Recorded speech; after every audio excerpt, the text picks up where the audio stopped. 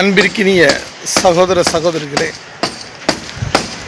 அரசு பல திட்டங்களை முறையாக போட்டாலும் அரசு திட்டங்களை எப்படி அலட்சியப்படுத்துவது, அரசு திட்டங்களை எப்படி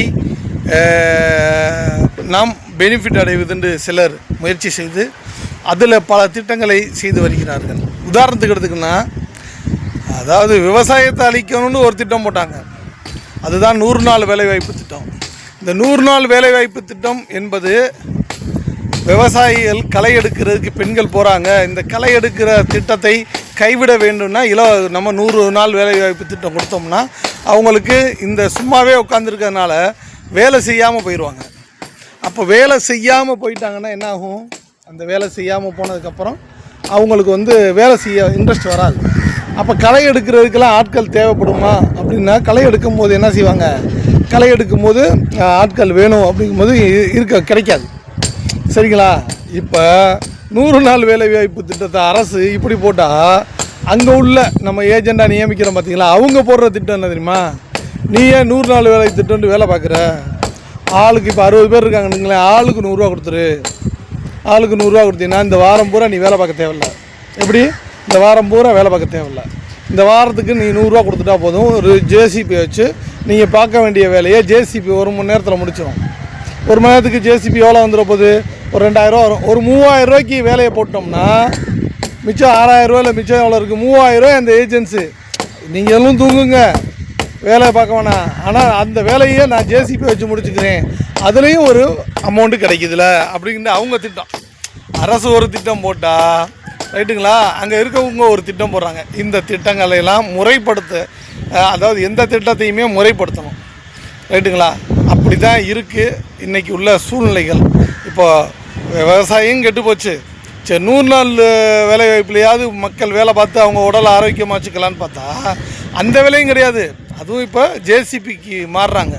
ஜேசிபிக்கு ஆளுக்கு அவங்களே சம்பளம் வாங்குறாங்கல்ல 100 நாள் வேலை வாய்ப்பில், அந்த இதுலேருந்து 100 ரூபா கொடுத்துடணும். இப்போ ஒரு இடத்துக்கு 60 பேர் இருந்தால் 60 × 100 6000 ரூபா வந்துடும். ரைட்டுங்களா? அந்த 6000 ரூபாயில் ஒரு ஜேசிபி பிடிச்சி என்ன செய்கிறாங்க, அந்த வேலையை அங்கேருந்து எத்தனை மீட்டர் வரைக்கும் வேலை பார்க்கணுன்னு முடிவு பண்ணாங்களோ அந்த வேலையை என்ன செய்கிறாங்க, அந்த ஜேசிபி மூலயமா முடிச்சுக்கிறாங்க. சரிங்களா? எப்படியெல்லாம் திட்டங்கள் போடுறாங்கன்னு பாருங்கள். இந்த திட்டங்களையெல்லாம் நாமளும் ஒவ்வொன்றா எடுத்து சொல்லி வர்றோம். சரிங்களா? இப்படி இருக்க ராமநாதபுரம் மாவட்டத்தில் நான் ஏன் எம்எல்ஏவாக வரணும்னு ஆசைப்பட்றேன்? சம்பாதிக்கிறதுக்கா? இல்லை. நான் ஏன் ஆசைப்பட்றேன்னா, இதை நீங்களே செய்யலாமே. இப்போ இருக்க எம்எல்ஏக்கு இன்னும் ஒரு 5 மாதம் 6 மாதம் இருக்குல்ல, 5 மாதம் 6 மாதம் சீட்டில் இருக்கேல. அப்போ நான் எம்எல்ஏ வரக்கூடாதுன்னு நினச்சி நீ 300 ரூபா காசு கொடுத்து ஓட்டு வாங்கணும், மக்கள்கிட்ட போய் ஓட்டு வாங்கணுங்கிறதுக்காக திட்டம் போட்டு ஒரு நோட்டீஸை கொடுத்து நாங்கள் இன்றைக்கி நலத்திட்ட உதவிகள் செய்ய போகிறோம்னு போகிறீங்கல்ல, அதை செய்யாதீங்க. இந்த வறட்சியான பூமியை செழிப்பாக்குறதுக்கான திட்டத்தை நான் சொல்லித்தரேன். இந்த வறட்சி பூமின்னு சொல்லிட்டு அதில் ஒரு வசூலை போட்டுக்கிட்டு இருக்கீங்களே, அதை கைவிட்டுட்டு சக்கரை கொட்டை கம்மாயை தூர்வாருங்க. சக்கரை கொட்டை கம்மாயை தூர்வாரி தண்ணியை நிரப்புங்க. தண்ணி பறவை சரணாலயம் போர்டு வச்சா பத்தாது, அந்த போர்டை கட்டிலும் அங்கே சரணாலயங்கள் வரணும் அப்படிங்கிறத தான் நாங்கள் நினைக்கிறோம். அப்போ நாங்கள் இதை எம்எல்ஏ தான் செய்யணுமா? ரைட்டுங்களா? இப்போ இருக்க எம்எல்ஏ ஒரு 5 மாதம் இருக்குல்ல, ஒரு அதிகாரியை பார்த்து ஐயா இந்த திட்டத்தை இப்படி நிறைவேற்றுங்க, தூர்வாருங்க, இதுக்கு என்ன பட்ஜெட் போடுங்கன்னு சொல்லி தூர்வாருங்க. கடந்த ஆட்சியில் தூர்வாருனாங்க எப்படின்னா ஒரு வாக்கிய அளவுக்கு தான் தூர்னாங்க. நாங்கள் அதை கேட்கலையே. சக்கரை கொட்டை கம்மா முழுவதையும் தூர்வாகி அதில் இருக்க மண்ணை எங்கேயும் கொண்டு போகக்கூடாது. சுற்றிலும் கரவு கட்டி ஆழப்படுத்தி தண்ணியை நிரப்புங்க. நீராதாரம் கிடச்சிரும். நீராதாரம் மட்டுமா சொல்ல வரோம்? அடுத்து இந்த ஏரியாவில் இண்டஸ்ட்ரி எங்கேயா இருக்கா? நான் ஆண்டேன் அப்படின்னு நீங்கள் சொல்லிக்கிறீங்களே, ஆட்சி புரிந்தேன்னு சொல்கிறீங்களே. இந்த ராமநாதபுரம் மாவட்டத்தில் தொழிற்சாலைகளை உருவாக்குனீங்களா? இந்த மண்ணுக்கு ஏற்ற தொழிற்சாலை என்னன்றது தெரியுமா? அந்த தொழிற்சாலைகளை உருவாக்குனீங்களா? தொழில் ஆலைகளை உருவாக்கினீங்களா? ரைட்டுங்களா? எவ்வளோ பேர்த்துக்கு வேலை வாய்ப்பு கொடுக்கலாம்? அதாவது ஒரு எம்எல்ஏவாகணும் அப்படின்ற ஆசைப்படுறவன் என்னென்ன திட்டங்கள் வச்சுருப்பான்னு பார்க்கணும். இன்னும் எத்தனையோ திட்டங்கள் இருக்குது. மீனவர் நலனுக்கான எத்தனை திட்டங்கள் இருக்குது. மீனவர் கடல் சார்ந்த பூமி நமக்கு. இந்த கடல் சார்ந்தவங்களுக்கு எப்போ போய் பாருங்கள் அவங்களுடைய பிரச்சனைகள் இருந்துக்கிட்டே இருக்கே. அதுக்கு ஒரு தீர்வு கொடுப்போம், அவங்களுடைய வாழ்க்கையும் ஒளிமயமாக்கணும்னு நினைக்கிறீங்களா? அதற்காக தானே நாங்கள் எம்எல்ஏ ஆகணும்னு ஆசைப்படுறது.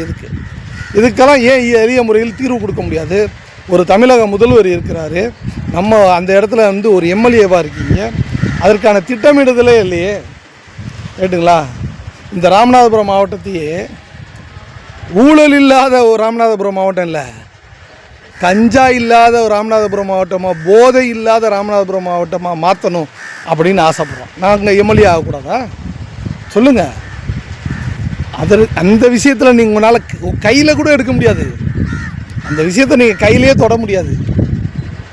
ரைட்டுங்களா? அதில் எல்லாம் வருமானம் வருது, அதனால் வருமானத்தை தான் பார்ப்பீங்க. நாங்கள் வருமானமே வேணாம், நலத்திட்டங்களை செய்வோங்கிறோம், நலத்திட்ட உதவிகளை செய்வோங்கிறோம். ரைட்டுங்களா? அதற்காக தான் நாங்கள் அந்த போஸ்டிங் கேட்குறோம். எங்களுக்கு ஒரு தடவை கொடுத்து பாருங்கள், ஒரே ஒரு தடவை கொடுத்து பாருங்கள். நீங்கள் ஆட்சி, இந்த ஆட்சி அந்த ஆட்சின்னு மாற்றி மாற்றி ஆட்சியை வச்சிங்களே, அவங்கள காட்டிலும் ஒரே ஒரு முறை மாற்றி யோசிங்க. எங்களுடைய பயோடேட்டா எடுத்து பாருங்கள்.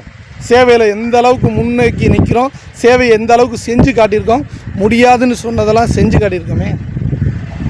அப்போ இந்த சேவை மூலயமா நம்மளுடைய பகுதி ராமநாதபுரம் மாவட்டத்தையே என்ன செய்ய முடியும்? இந்த திட்டத்தின் மூலயமா செய்ய முடியும்ல. எத்தனை திட்டங்களை எப்படி போடணும்னா தெரியுமா? சரிங்களா? ஓட்டப்பாலம் இருந்துச்சு, எத்தனை முறை இப்போ கோரிக்கை வச்சு ஓட்டப்பாலம் சரியாச்சு. எத்தனை முறை ஒரு ஓட்டப்பாலத்தை சரி பண்ணுறதுக்கு ஒரு எம்எல்ஏ எம்பி இருக்கும், ஒரு ஓட்டப்பாலத்தை சரி பண்ணுறதுக்கு எவ்வளோ நாள்? நானே முன் வந்து சொன்னேன், நான் அடைச்சி தரவான்னு கேட்டதுக்கப்புறம் தான் அதை என்ன செஞ்சீங்க? அந்த ஓட்டப்பாலத்துக்கே தீர்வு கிடச்சி.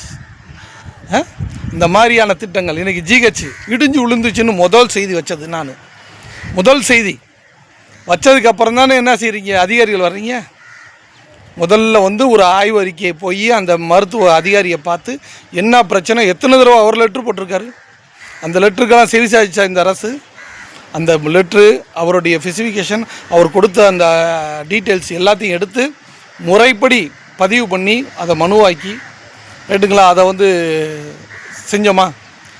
அதுக்கப்புறம் எத்தனை பேர் அங்கே வருகை தந்தீங்க? எம்எல்ஏ வந்தீங்க, எம்பி வந்தீங்க, வந்து இன்றைக்கி கட்டுமானம் ஓரளவுக்கு போய்கிட்டு இருக்கு. சரிங்களா? இந்த திட்டத்தை நீங்கள் என்ன செய்யணும், நீங்களே ஆய்வு பண்ண வேண்டியதுதானே, ஒவ்வொரு பகுதிக்கு என்ன தேவை இருக்குன்னு. அதைத்தான் நாங்கள் சொல்கிறோம். உங்களால் செய்ய முடியலைங்கிறதுக்காக நாங்கள் என்ன செய்கிறோம், வேட்பாளராக களத்துக்கு வர்றோம்னு சொல்கிறோம். எங்களுடைய கருத்தையாவது நீங்கள் பதிவு பண்ணணுங்கிறதுக்கு தான் உங்களை எதிர்த்து களமாடுறோம். எங்களுடைய கருத்தாவது உங்கள் செவிக்கு போகட்டும் அப்படிங்கிறது தான். ஆனால் நிச்சயமாக நாங்கள்லாம் வெற்றி பெற்றால் உங்களுக்கு எப்படி செய்யணுங்கிறத செஞ்சு காட்டிடுவோம். உதாரணத்துக்கு சொன்னீங்கன்னா, கொரோனா காலத்தில் அப்போயும் நீங்கள் எம்எல்ஏ இருந்திருப்பீங்க, எம்பியாக இருந்திருப்பீங்க, எல்லாருமே இருந்திருப்பீங்க. உங்களுடைய களப்பணி அங்கே நடக்கவே இல்லை. கொரோனா காலத்தில் ஏர்வாடியில் காட்டுப்பள்ளியில் 800 பேர்த்துக்கு எப்படி திட்டமிட்டு அதிகாரிகளை கொண்டு அதிகாரிகள் முன்னிலையில் எப்படி சிறப்பாக செயல்படுத்தி காட்டணும். அந்த 800 பேர்த்துக்கு உணவு கொடுத்ததே உங்களுக்கு ஒரு பாடம் இல்லையா? காலை உணவு, மதிய உணவு கொடுத்தமே, திட்டமிட்டு கொடுத்தமே. அந்த திட்டத்தை போட்டது யார்?